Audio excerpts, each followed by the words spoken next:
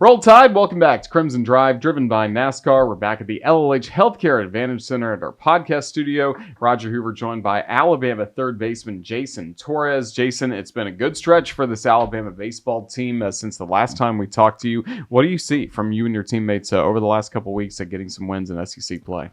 Honestly, I think we're just having fun out there. Coach Vaughn has been kind of preaching on us, just go out there, play loose, and trust in the process that we've done, and go out there with your boys and just leave it all out there, really. Like, if you don't get it done, you got your other boy behind you. If you don't get it done, you got another boy behind him.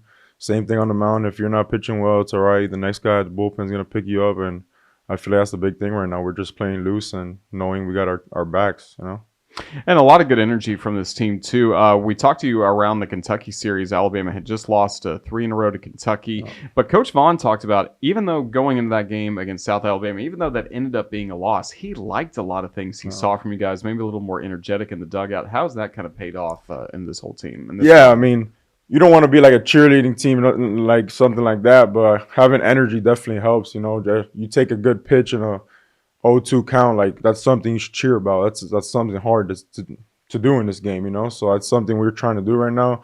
And I mean, the energy is just good when you're playing good, So once we get those good runs in a few innings and stuff, like the energy is gonna be there, and that just carries on to the next game. And then really nothing turns the season around like a no-hitter, like we got to see from Tyler Fay.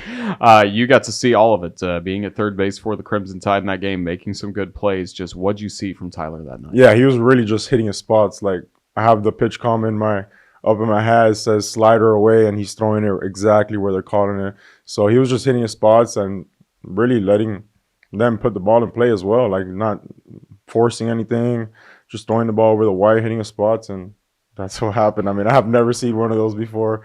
One person throw a complete game no-hitter like that.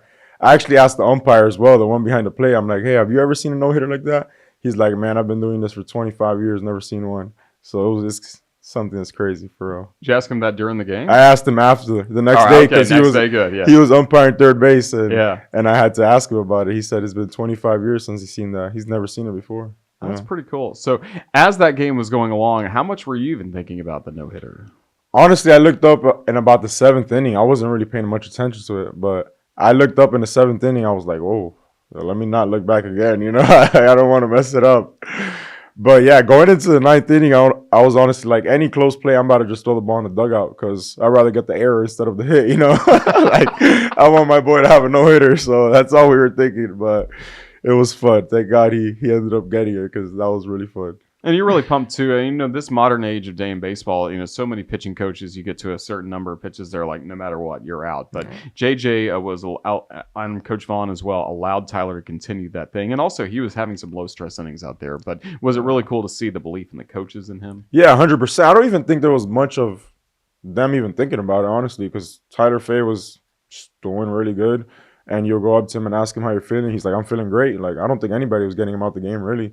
If you told him he was coming out, I don't think he was going to let you. So, and then this weekend, they pulled him out a little earlier because last weekend was a little longer, And then we got a Thursday, Friday, Saturday series this weekend. So it all ended up being well, It really was a cool moment again, getting to celebrate with him. And then you guys did a lot of celebrating in that Florida series, winning the Saturday game, and then that Sunday game maybe about the craziest we've seen all year, right? Yeah, that was a super fun game. Everybody was telling me about these first 2 games, Friday, Saturday against Auburn. If I'm being honest, I think that Sunday game against Florida was just a little bit more exciting. I don't know what it was, but when Brady hit that grand slam after the first pitch, that was electric for real. It took away some of your RBI potential, but yeah, who cares? It's all right, trust me.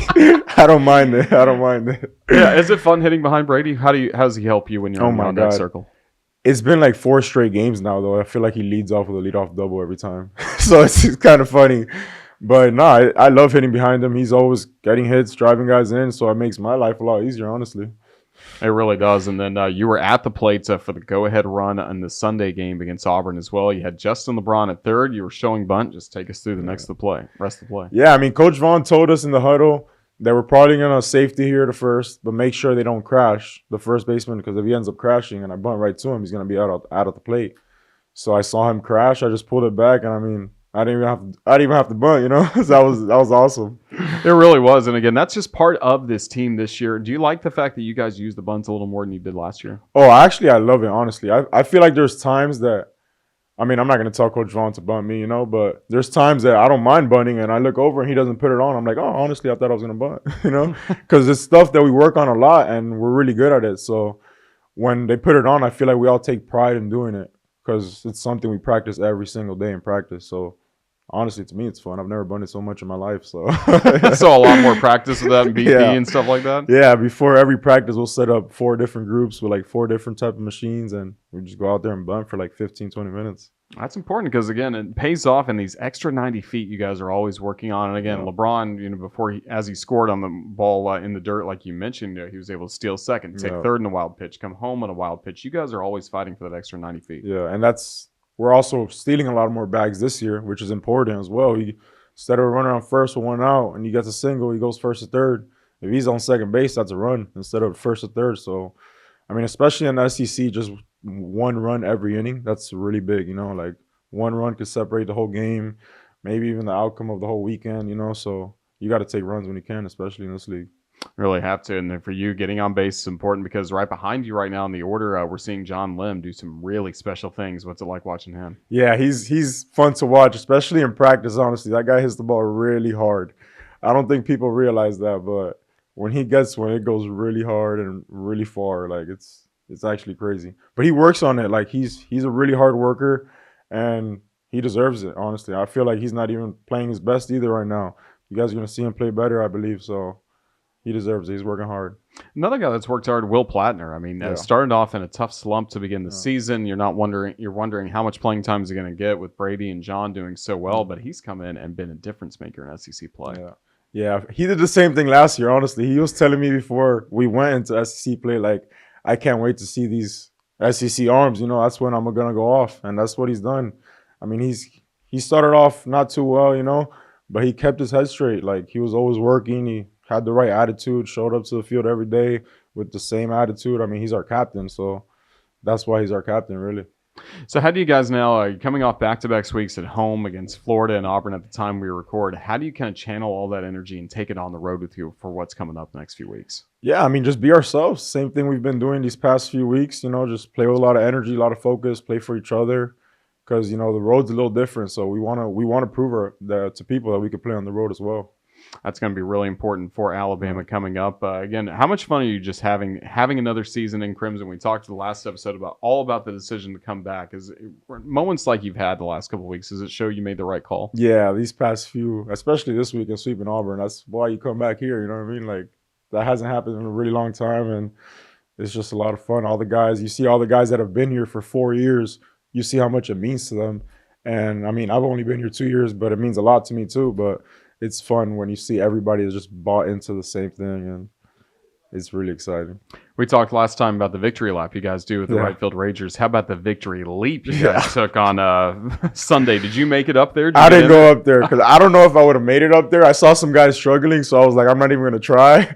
But no, it was fun. It was fun. Those guys, they show out, and I mean, I don't think there's a better thing in college baseball, really. Those guys, they're there every game, and it's fun to watch. That's a really special connection you guys get to have. So, again, for you, as we continue over these next few weeks, what's going to be most important with your approach at the plate and defensively at third base? I feel like just keeping it simple the same way, and putting the ball in play, and same thing we've been doing our job, move the runner over, sack fly, there's a run on third, less than 2 outs, and just playing baseball, really, not trying to do too much. I feel like that's what we've all been doing lately. And that's why it's going well, drawing our walks when we can, staying in the box, taking our hit by pitches, making sure we got guys on base every inning. And, I mean, defensively is just making the easy plays. You don't have to make nothing spectacular. You just got to make the easy plays that are right at you. So I think we're going to be good. We've enjoyed watching it. Jason Torres, thanks for joining us again this season on Crimson Drive, driven by NASCAR. All the best to you guys. Roll Tide. I appreciate it. Roll Tide.